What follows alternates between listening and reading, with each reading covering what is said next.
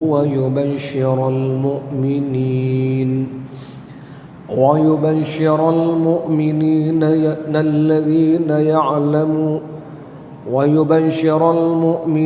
الذين يعملون الصالحات أن لهم أجرا حسنا ماكثين فيه أبدا وينذر الذين قالوا اتخذ الله ولدا ما لهم به من علم ولا لآبائهم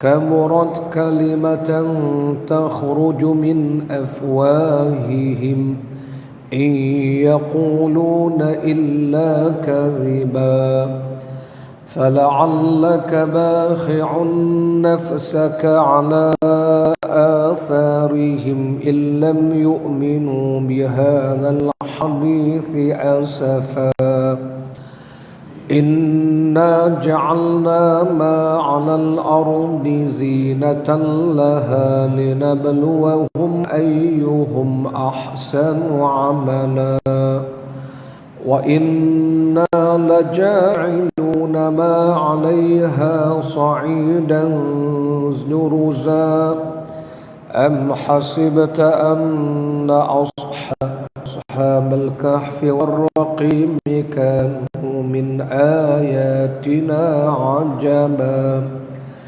إذ أوى الفتية إلى الكهف فقالوا ربنا آتنا من لدنك رحمة وهيئ لنا من أمرنا رشدا صدق الله العظيم. الحمد لله ثم الحمد لله. الحمد لله وحده والصلاة والسلام على من لا نبي بعده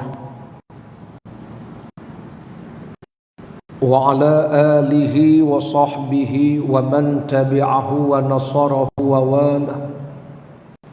اللهم فصل وسلم وبارك على سيدنا محمد الفاتح لما أغلق والخاتم لما سبق والناصر الحق بالحق والهادي إلى صراط المستقيم وعلى آله وصحبه حق قدره ومقداره العظيم. قال الله تعالى في القرآن الكريم أعوذ بالله من الشيطان الرجيم ولقد زينا السماء الدنيا بمصابيح وجعلناها رجوما للشياطين وأعتدنا لهم عذاب السعير صدق الله العظيم. Para jamaah yang dirahmati Allah Subhanahu wa taala. Alhamdulillah pada malam ini dapat kita bersama-sama menyambung tajuk bincang kita dalam surah Al-Mulk, antara surah yang sering dibaca oleh Rasulullah sallallahu alaihi wasallam. Sehingga baginda menggelar surah itu sebagai mani'ah, pelindung, pendinding, penghalang kita ketika kita berada di alam barzakh. Disebut juga sebagai al-munjiyah, penyelamat ketika kita bersendirian di alam barzakh.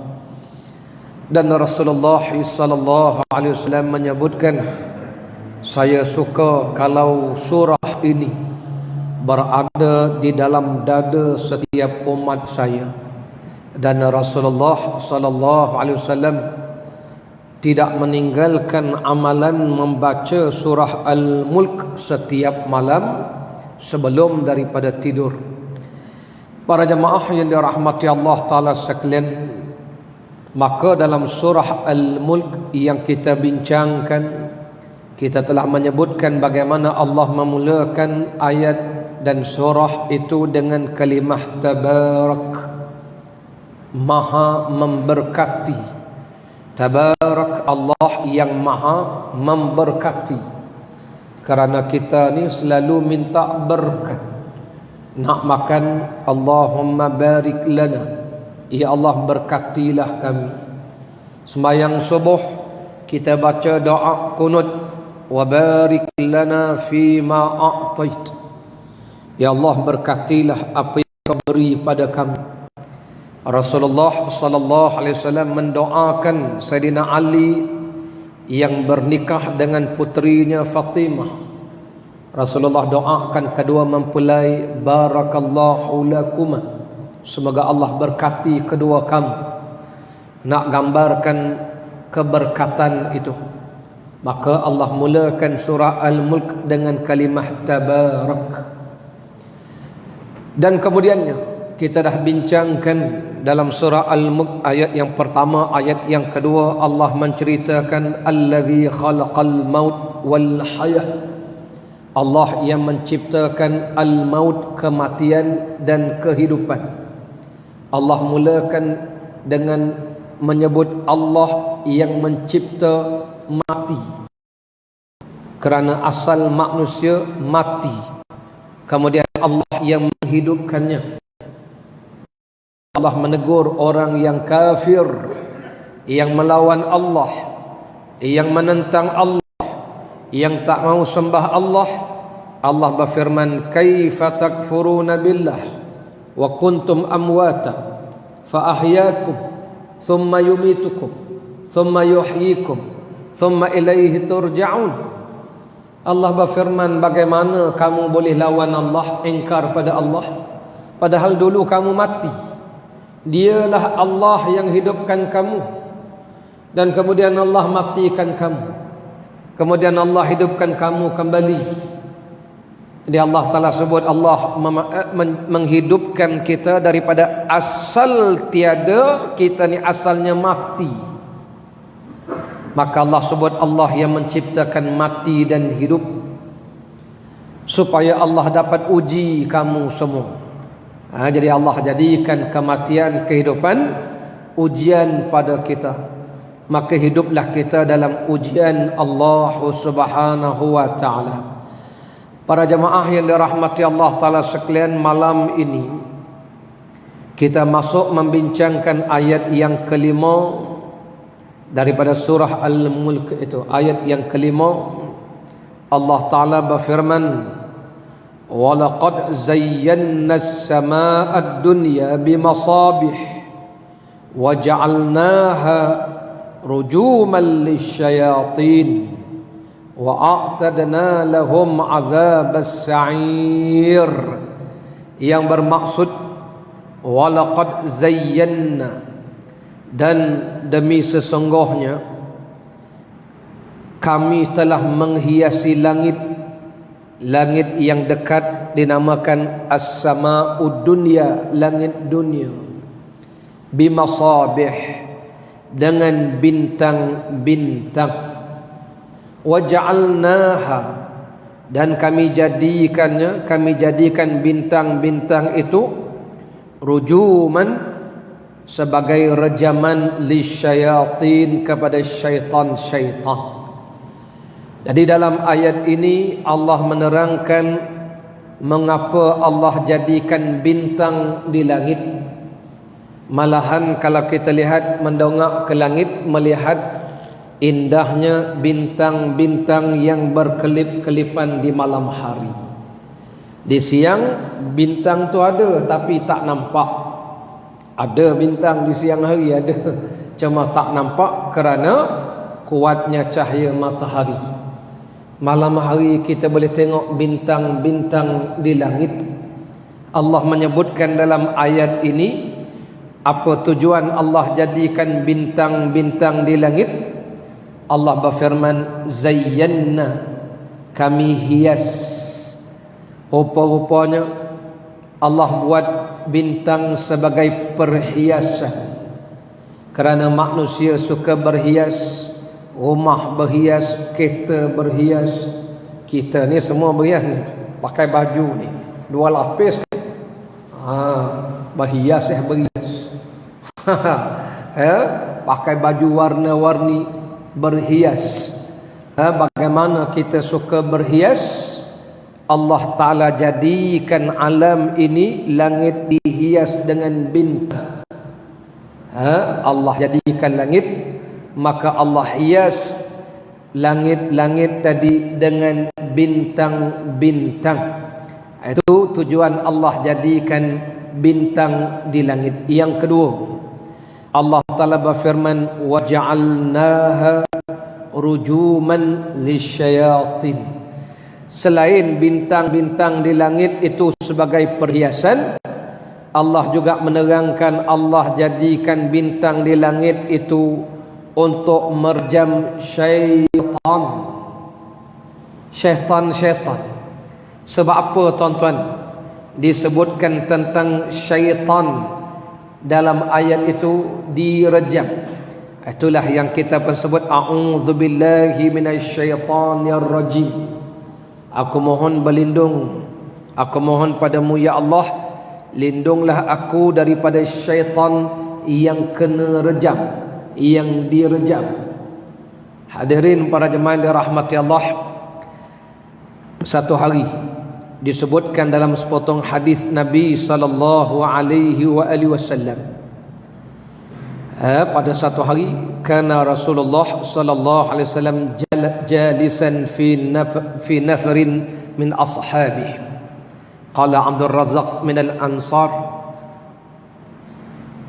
disebutkan satu hari Rasulullah sallallahu alaihi wasallam sedang duduk dengan beberapa orang sahabat. Lalu berkata Abdul Razak, seorang daripada kaum Ansar, kata Abdul Razak, tiba-tiba kami melihat tai bintang jatuh, dipanggil meteor, melintas tai bintang. Lalu Rasulullah sallallahu alaihi wasallam bersabda, Nabi tanya sahabat, ma kuntum taqulun idza kana mithlu hadha fil jahiliyah. Dulu zaman kamu belum Islam, zaman jahiliyah, kalau kamu tengok tai bintang tu, apa kamu kata? Apa kamu tafsirkan? Qalu, kata sahabat-sahabat, kunna, dulu masa jahiliyah kalau kami nampak tai bintang, kami kata hari ini akan lahir orang besar di kalangan kami ni. Kami akan kata ni akan lahir orang besar dari kalangan kami. Ni alamat-alamat ada orang besar nak lahir, ataupun ada orang besar di kalangan kami nak mati ni. Ya. Lalu perawi pun bertanya, adakah tai bintang jatuh juga pada zaman jahiliyah? Ada orang tanya perawi hadis ini, zaman jahiliyah pun ada juga ke tai bintang ni? Baik, itu ceritanya. Lalu Nabi tanya, apa pendapat kamu tentang tai bintang ni? Bila sahabat jawab begitu, Rasulullah sallallahu alaihi wasallam bersabda, sesungguhnya tidaklah dilemparkan tai bintang tu kerana mati orang atau lahirnya seorang, tetapi apabila Allah Ta'ala yang maha tabarak, yang maha tinggi memutuskan sesuatu, maka para pembawa arash, malaikat-malaikat jaga arash akan bertasbih. Kemudian bertasbihlah penduduk-penduduk langit yang berada di bawah arash, di bawah pemikul arash, sehinggalah tasbih tadi sampai ke langit dunia. Kemudian penduduk langit dunia bertanya kepada malaikat yang memikul arash, dan mereka bertanya apa yang telah Allah firmankan. Lalu pemikul arash menceritakan pada mereka, dan penghuni langit beritahu apa yang ada di bawah, disampaikan berita kepada malaikat, sehingga didengar oleh syaitan di masa itu. Syaitan dengar berita-berita langit, tapi mereka ambil berita, mereka tokok tambah sehingga berita itu menjadi berita palsu, sehingga akhirnya mereka dilempar dengan tahi bintang tadi. Itu yang Allah sebut waja'alnaha rujuman lisyayatin. Dia gini, kisahnya begini tuan-tuan. Kisahnya dulu kala jin ni dia boleh naik ke langit, mendengar berita-berita di langit, sehingga sampai satu ketika dibangkitkan baginda Rasulullah sallallahu alaihi wasallam. Lepas daripada tu mereka tak diizinkan lagi naik ke langit mendengar berita-berita di langit. Baik, ini disebutkan dalam surah Jin. Kalau tuan-tuan buka dalam surah Jin, tengok kisah dalam surah Jin, bagaimana Allah menceritakan kisah jin. Jin ini sebahagiannya beriman, sebahagiannya tak beriman. Maka yang tak beriman itulah kita panggil syaitan. Pluralnya syayatin, syaitan. Ya, dalam surah Jin Allah menceritakan bagaimana satu ketika dulu jin ni boleh naik ke langit, tapi tak boleh lepas, melainkan di langit dunia saja, langit tamu saja. Sampai satu ketika mereka tak boleh nak naik ke langit. Allah sebut dalam surah Jin, wa anna lamasnas sama', dan bahawa sesungguhnya, kata jin, dan bahawa sesungguhnya kami telah berusaha mencari berita langit. Dalam bahasa Arab lamas ni, lamasa ni sentuh, sentuh dengan tangan, mencari-cari sesuatu dengan tangan dipanggil lamas.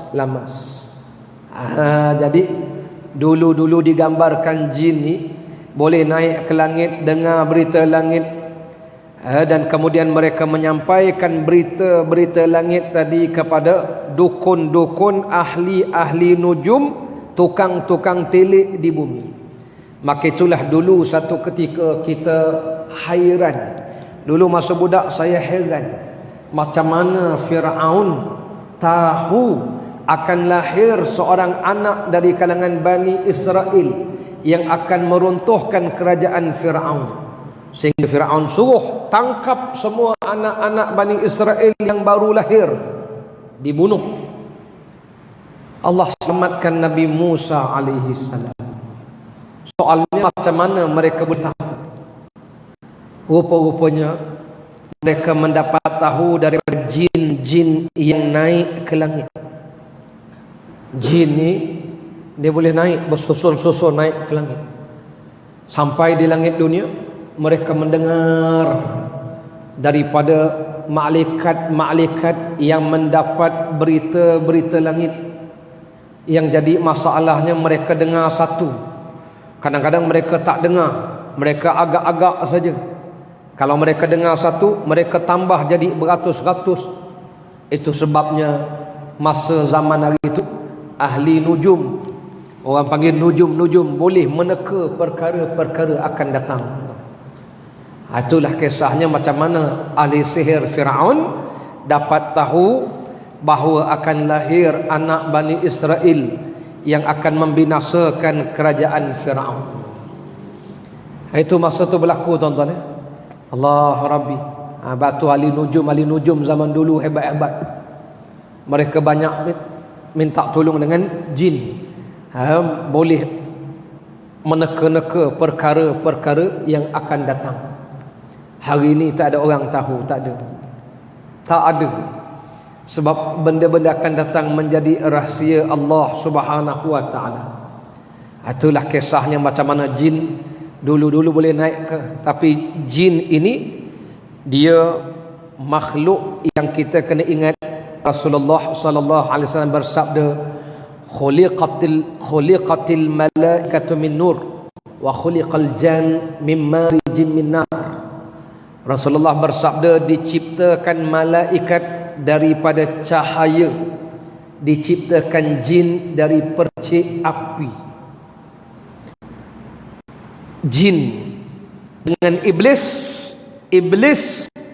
Allah berfirman ketika suruh diperintahkan sujud kepada Nabi Adam, kata iblis, khalaqtani min nar, engkau buat aku dari api. Iblis dari api, jin dari percikan api, malaikat dari cahaya, kita daripada tanah. Maka kita ni makhluk bertungkul. Jin, malaikat dipanggil makhluk ghaib. Makhluk ghaib, makhluk halus. Sebab tu jin boleh masuk dalam tubuh manusia. Jin boleh masuk tubuh manusia. Dan jin dia tak cerdik, dia tak cerdik. Paling cerdik manusia. Allah jadikan makhluk atas dunia 5. Luar dunia banyak. Di luar dunia ada arash, ada kursi, ada lauh mahfuz, ada syurga, ada neraka, ada wildan, ada hurul ain, ada sirat, ada mahsyar. Itu luar dunia. Dalam dunia makhluk tak banyak, 5 je. Malaikat, jin, manusia, haiwan, tumbuh-tumbuhan. 5. Dalam 5 ni manusia lah makhluk paling cerdik sekali. Laqad khalaqnal insan fi ahsani taqwim. Allah berfirman, demi sesungguhnya kami jadikan insan, manusia, sebaik-baik penciptaan. Hebat kita ni. Naklah banding dengan malaikat, dengan jin, dengan manusia, makhluk paling hebat. Sebab tu tuan-tuan tengok handphone. Yang cipta handphone ni agak-agak jin ke malaikat? Manusia je. Yang buat kereta manusia. Kalau ikut kajian tuan-tuan, jin tak cerdik, manusia cerdik. Jin tak cerdik, cuma jin dia kuat. Waktu Nabi Sulaiman alaihi salam menawarkan kepada rakyatnya, rakyat Nabi Sulaiman, jin, manusia, haiwan, siapa boleh angkat kota Balkis? Kata jin, saya boleh angkat sebelum tuanku bangkit dari singgasana. Tapi yang dapat bawa istana tu bukan jin. Jin dia kuat, namanya Ifrit. Jin Ifrit, dia kata saya boleh angkat istana sebelum tuanku bangkit dari singgasana. Kata para ulama tafsir, Nabi Sulaiman ni mendengar masalah rakyat sehari suntuk. Jadi jin minta tempoh 1 hari untuk angkat istana. Kuat dia. Tapi istana tu datang sekelip mata, bukan dengan kekuatan jin, tapi dengan kekuatan doa seorang wali di zaman Nabi Sulaiman. Manusia juga yang hebat. Namanya Asif bin Barkhaya. Menteri Nabi Sulaiman. Menteri zaman tu wali-wali. Menteri zaman hari ni sekian dimaklumkan. Menteri zaman tu tadah tangan mustajab doa. Tahap wali tuan-tuan, menteri zaman tu. Asif ni menteri, wali Allah. Dia berdoa, sekelip mata datang istana. Allah Rabbi. Hebat nak sebut tuan-tuan kita dengan jin. Hebat tu ni. Hebat Syah. Nak banding dengan haiwan lagi jauh. Tuan-tuan pakai kasut krokodil kan? Buaya pun terbenung. Buaya tak pernah pakai kasut krokodil. Hebat manusia ya. Kasut krokodil termenung buaya lah. Dia sendiri pun tak tahu boleh buat kasut rupanya. Allah Rabbi, tuan-tuan, cerdik kita ni. Cuma kita ni degil tu je. Nak sebut jin tadi. Jadi jin tadi dia boleh naik ke langit.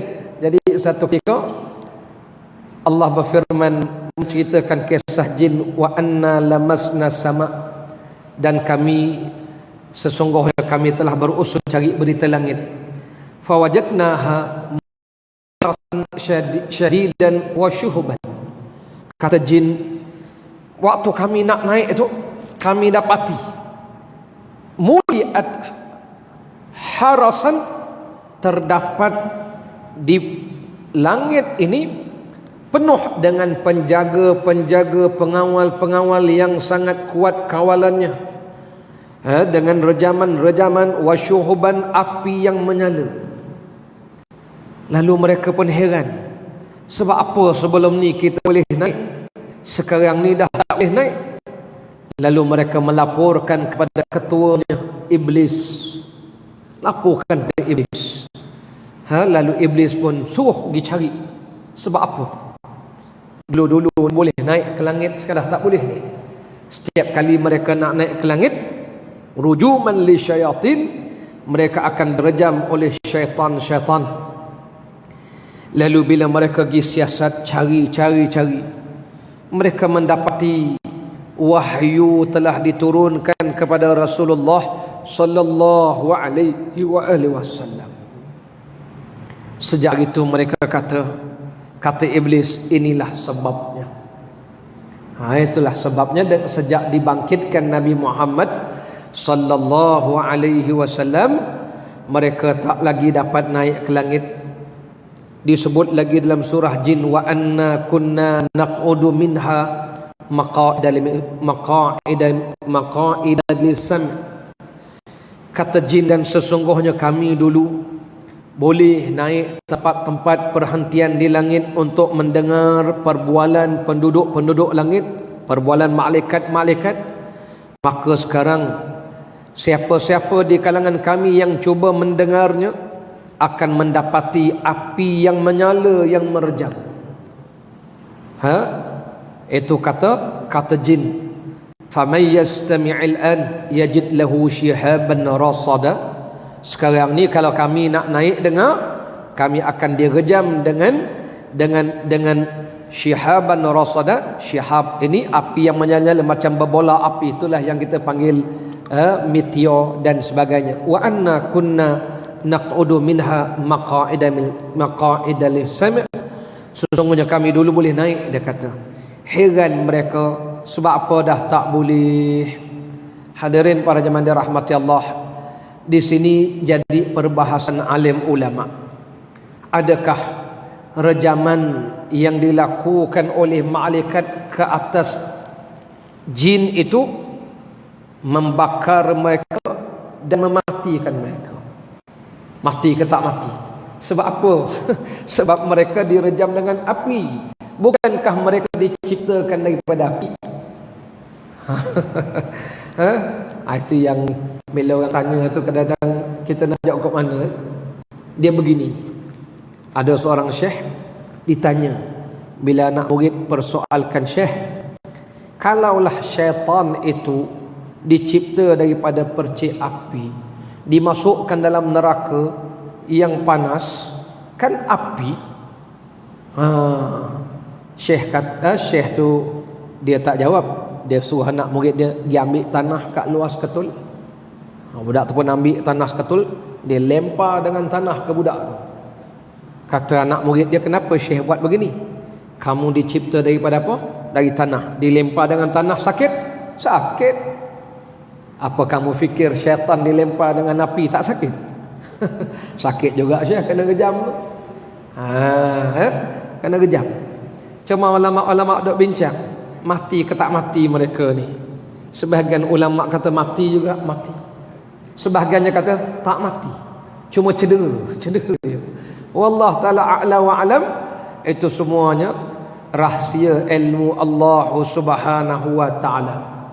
Rahsia ilmu Allah subhanahu wa ta'ala yang maha luas, yang kita dapat ni sikit aja. Cuma tuan-tuan, jin dengan manusia ni, sebab tu saya sebutkan 5 makhluk ni.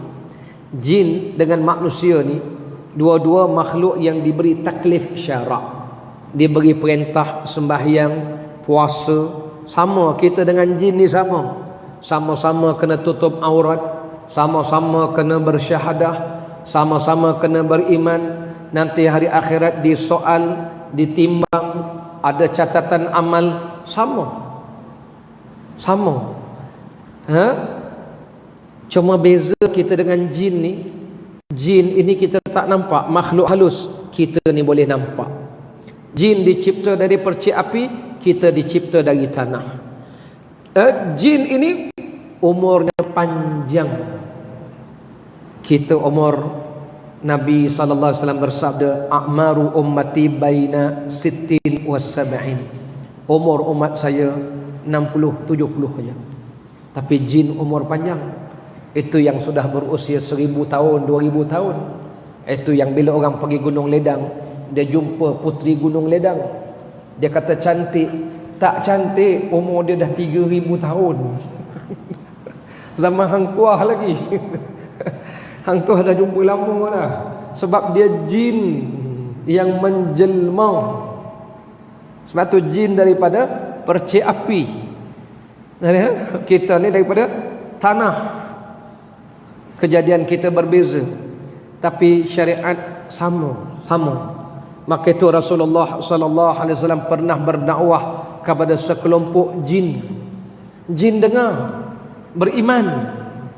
Ada juga jin yang dengar, kafir. Samalah dengan manusia. Yang dengar beriman, yang dengar pun kafir. Sama. Ada jin yang Islam, ada jin yang kafir. Manusia pun sama. Ada yang Islam, ada yang kafir. Manusia ada yang taat, ada buat maksiat. Jin pun sama juga. Sama. Apa beza dengan kita? Sama. Jadi hadirin para jemaah dirahmati Allah, maka itulah kita diingatkan bahawa bagaimana kita ini diberi perintah oleh Allah, jin pun diberi perintah. Maka itu kita bukan jangan berani sangat dengan jin, tapi jangan terlalu takut dengan jin. Dia manusia macam kita. Tonton tengok budak-budak nakal, kadang-kadang tonton takut juga. Tapi jangan layan, biarkan dia. Jin macam tu juga, dia suka mengacau kita aja. Sama dengan budak nakal kita, mengacau orang kerja dia kata. Prank sana, prank sini. Prank buat bising. Sama. Lebih kurang jin, lebih kurang aja. Cuma saya nak ingatkanlah, jin ini dia dalam bentuk yang asal kita tak boleh nampak. Yang kita nampak tu sebenarnya jin yang menjelma. Dia menjelma, kita boleh nampak. Kadang-kadang dia menjelma dalam bentuk manusia, kadang-kadang dia menjelma dalam bentuk haiwan. Maka itu Rasulullah sallallahu alaihi wasallam berpesan, kalau nampak ular yang hitam jangan terus dibunuh. Suruh dia pergi dulu 3 kali, suruh dia pergi, tak pergi baru kita katuk dia mati. Sebab bimbang-bimbang jin yang menjelma. Jin boleh jelma, menjelma jadi manusia pun boleh. Kalau dia menjelma jadi manusia, dia boleh datang surau kita ni. Duduk sekali kita tonton pun tak kenal. Cuma tonton agak-agak macam mana nak kenal jin yang menjelma. Guru kami almarhum Tuan Guru Haji Hashim bin Abu Bakar, Pondok Pasir Tumbuh, kata Tok Guru kalau nak kenal jin yang menjelma ni mudah aja, dia kata. Allah jadikan kita manusia yang original. Kita ni ada alur bibir ni, alur bibir. Itu manusia original. Jadi tonton hari ni dia pakai mask, payah nak cam. Takut jin. Itu kata guru saya lah. Tapi kami tak pernah tengok. Tak pernah tengok. Tapi saya percaya, andai kata tonton jumpa orang yang tak ada alur bibir, tapi tonton jangan takut. Sebab dia macam kita, makhluk. Satu hari di Melaka diviralkan video dekat surau, apa nama tu? Partition. Berjalan partition. CCTV. Semua takut. Takut apa? 5 je makhluk. Sama ada ini kerja haiwan, tak mungkin. Kerja tumbuh-tumbuhan, tak mungkin. Kerja malaikat. Apa hal malaikat nak tolak partition pula malam-malam? 2 je kerja. Sama ada kerja budak nakal atau jin yang nakal. Budak nakal boleh jadi juga.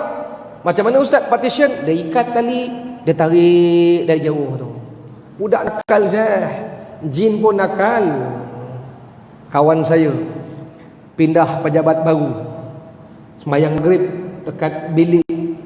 Dia kata, ustaz, tengah semayang sejadah saya terangkat. Jadah terangkat. Masa sujud saya tolak. Saya berdiri, sudah tu berdiri. Sudah. Soalan saya, kerja siapa Ustaz? Kerja siapa? Kerja haiwan? Tak ada. Tumbuh-tumbuhan? Tak mungkin. Malaikat? Lagi tak mungkin. Dua je. Ada orang tak situ? Tak ada. Jin tu. Dia nak buat macam mana Ustaz? Buat macam mana? Kau balik je lah. Buat macam mana? Itu sebab kita suruh azan. Azan, baca Quran. Lah hadirin hadirat, ni biasa orang kerja pejabat malam-malam stay overnight. Kursi jalan biasa. Kursi jalan. Satu pejabat ada jaga mengadu kat saya. Dia kata malam-malam dekat surau dia dekat basement. Dia kata malam-malam dengar orang baca Quran dalam surau.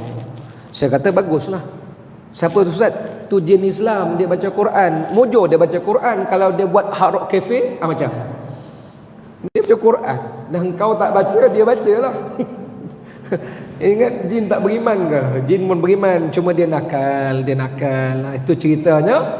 Maka kata ulama-ulama tafsir sebagai kesimpulan daripada ayat ini, maka Allah jadikan bintang-bintang di langit dengan 3 penciptaan. Ini sebagaimana yang disebut oleh Imam Qatadah radhiyallahu anhu, Allah jadikan bintang di langit dengan 3 tujuan yang disebut dalam Quran. Pertama, sebagai perhiasan. Kedua, Allah jadikan bintang itu untuk merejam syaitan yang cuba naik ke langit mendengar berita-berita langit.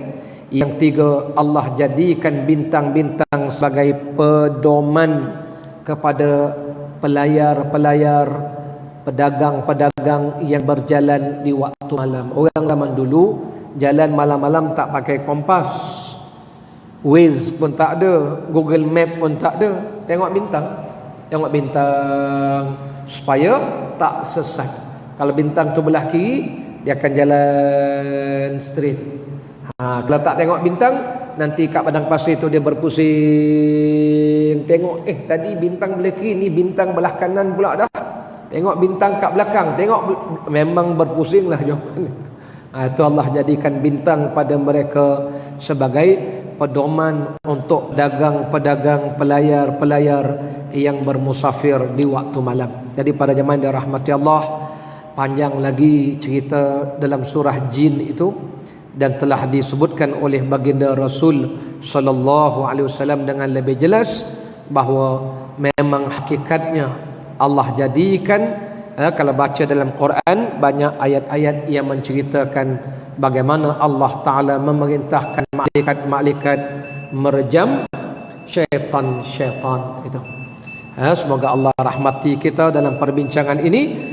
Dan kemudian Allah Ta'ala sebut wa'atadna lahum azabas sa'ir, dan kami sediakan bagi syaitan-syaitan yang direjam itu lahum azabas sa'ir, azab yang pedih untuk mereka, kerana kufur mereka, ingkar mereka kepada Allah Subhanahu wa taala. Maka saya nak simpulkan walaupun syaitan itu direjam, tapi syaitan kata para ulama ada dari kalangan jin dan ada syaitan juga dari kalangan manusia. Minal jinnati wan nas. Sebab tu siapa-siapa yang jahat, maka ulama-ulama kata syaitan itu diambil daripada kalimah syatuna. Syatana atau syatuna ay ba'uda ar-rahmatillah, makhluk yang jauh daripada rahmat Allah. Sebab kalau orang jahat-jahat buat program yang menjauhkan dari rahmat Allah, ini dipanggil program syaitan. Majalah-majalah yang menjauhkan manusia dari rahmat Allah, ini majalah syaitan. Sebab tu kita jangan bersifat sebagaimana sifat syaitan itu. Na'udzubillah min zalik. Semoga kita berlindung pada Allah dengan rahmat dan limpahnya minasyaitanir rajim, dan syaitan yang direjam. Wallahu ta'ala a'la wa a'lam. Insyaallah tersambung nanti pada ayat yang ke-6. Bismillah wa sallallahu ala sayyidina Muhammad wa ala alihi wa sahbihi wa baraka wa sallam. Allahumma anfa'na bima 'allamtana wa 'allimna bima yanfa'una wa zidna ilman nafi'a ya arhamar rahimin. Sallallahu ala sayyidina Muhammad wa ala alihi wa sahbihi wa baraka wa sallam. Walhamdulillahi rabbil alamin. Fataqabbalallahu minna wa minkum. Subhanakallah bihamdika asyhadu an la